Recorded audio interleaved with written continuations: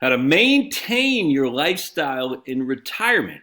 All right, Sue had sent this to me, so let's take a gander. We're gonna gander on down, shall we? This is Michael Batnick. Michael Batnick, who's the director of research at Ritholtz Wealth Management. Not the biggest fan of Ritholtz Wealth Management, frankly. I'm not anti them. I just they were anti-Trump. There's no other way around that, and it's easy to be anti-Trump. It's easy. It's tough to be pro.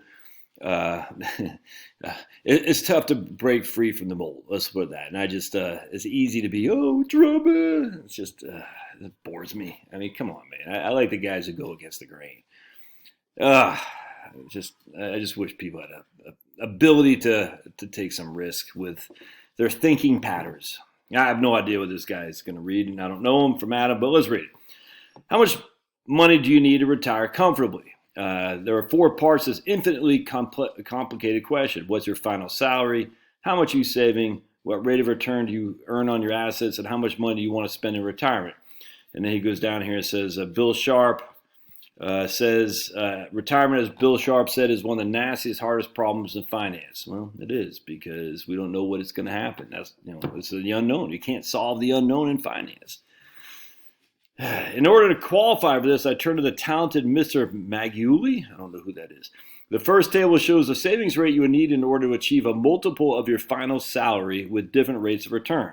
For example, if you want to retire with 20 times your final salary and you earn 7% a year, you would need to save 17% a month. For how long? Okay, amount of final salary saved and the return. Okay. If you want to retire with 20 times your final salary and you earn nothing on your money, you would need to save 73% of the month of your pre-tax income. But how long you got to say that for? I don't get it. And just because, for your viewing pleasure, here's a GIF and a GIF, or is it GIF or GIF? I say GIF because GIF is like a peanut butter, right? Jiffy Lube. All right, looks like for 40 years. Assumes annual salary growth of 2% for 40 years that you need to save. Can you stop that? Or let's see, just let you stop it? No. All right. So I guess that's for 40 years. All right, so if I want to retire with 20 times my final salary and I earn 7% a year, I need to save 17% a month of what? Of my salary? I guess that would be 17% of your salary a month. Oh man, that seems awful odd to me. Is anyone actually saving 17% of their salary a month? Don't forget, you still got Social Security, 6.2. We know that for a fact. Plus the 6.2 of the of your employer. Me, I'm self-employed. All these numbers assume pre-tax savings with a 2% annual increase in your salary for 40 years. There you go, for 40 years. I should have put that on the front, but I get it. Okay. Of course, it's a conceptual. No one knows what rate of return they'll earn, and they certainly don't get the same rate of return every month. It's a thought exercise. The next problem becomes, once you have a certain multiple of your final salary saved, how long can you live off that pile of money, assuming you don't want to drop off in your living standard? Therefore, we assume that you're living off 90% of your final salary.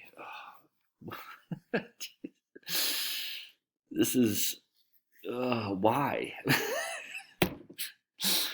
90% of your final salary for the rest of your life. Okay. With the assumption that you've been saving 10% a year. We also assume that your spending increases with inflation at the rate of 2% a year. And finally, we assume that you receive $35,000 a year in Social Security. All right. Assuming you save, man, look at all these assumptions here. Now, I'm not bashing the guy, just assuming this, assuming that, assuming that, assuming that. I get it. Look, it's fun. It's a fun thought process. That's why I'm doing the video, because I thought it was a fun article to talk about. I'm not bashing the guy. I'm just like, it's fun to talk about this stuff because it's so absurd that there's no right answer. Assuming you have saved 20 times your final salary, it's likely you can maintain your lifestyle to the day you die, regardless of how you're invested. Okay, so we have years of income, 30 years, and we're getting 1% rate of return on our money. How long it can last for? Okay, so if you got no rate of return on your money, you last 26 years. Okay, so if you save 20 times your final salary, you could last 26 years. You got no rate of return on your money. Okay, hold on. My dog is trying to come in. So if you had 20 times your annual salary, and let's just say for simplicity, you're making 50,000 a year. Let's bust out our, would that be $1 million you need to have saved, right? 50 times 20 times annual salary. You'd need to have saved, was that $1 million, all right? And if you make 100,000, you need $2 million. Folks, the problem with this is no one has, I mean, there's a few people, I get it. There's some people who have $1 million, right? The vast majority of us don't. And the people who do, I know why they do. It's because they're driving 2007 Ford F-150s, 2013 Toyota Camrys. They stayed in the same house for many, many years. They haven't leased cars. They live beyond, below their means. It's the same. I'm telling you, man, look, I do this for a living. I talk to 2 people a day. It's always the same story every single time. It's every single time. Talk to a guy today. Said, what do you drive? He goes, oh, yeah, I got a 2018 Ford F1. Oh, what do you drive? Ford F-150? So, oh, yeah, right. He goes, oh, yeah, but I just traded it in. Had a 2003 Ford F-150. I said, yeah, man, it cracks me up, man. All right, let's keep going. All right, so had you saved 10 times your final annual salary and earned 3% a year in retirement, your money would last 19 years. Okay. Hey, you, big baby. Had you saved 10 times your final salary and earned 3% a year, your money would last for 19 years. Okay, there you go. So years of income, 10 times final salary, 3%. If you got 6%, it'll last 28 years. Okay.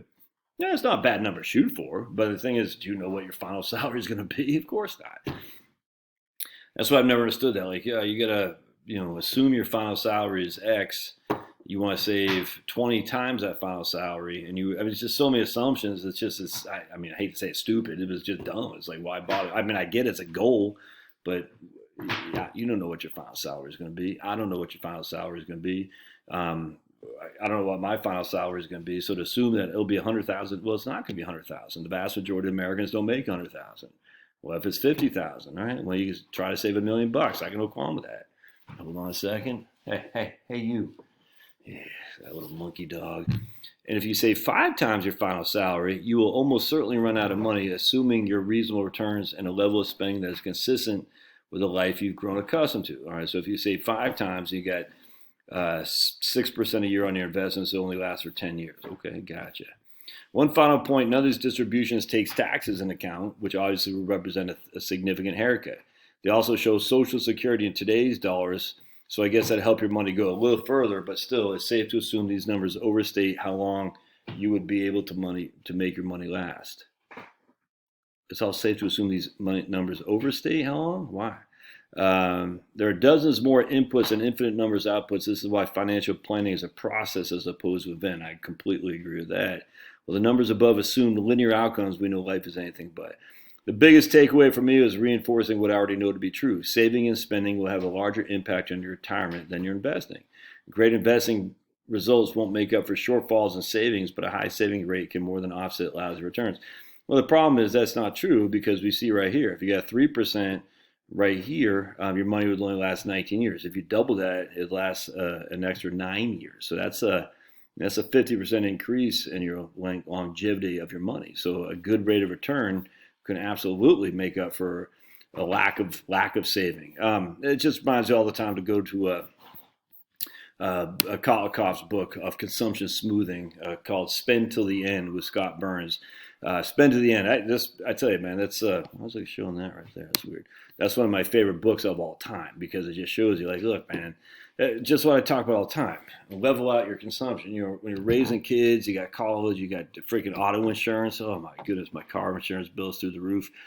You're gonna be spending a hell of a lot more than I did when the kids are out and I got no mortgage. It's just that simple. So to base my current consumption on extrapolate that for what I need in retirement, it doesn't. There's literally 2 different Joshes, 2 completely different Joshes. So why use this Josh and say that's what I'm going to need in the future? It doesn't make sense. But yeah, interesting. I'll put a link in the show notes. All right, we'll see you.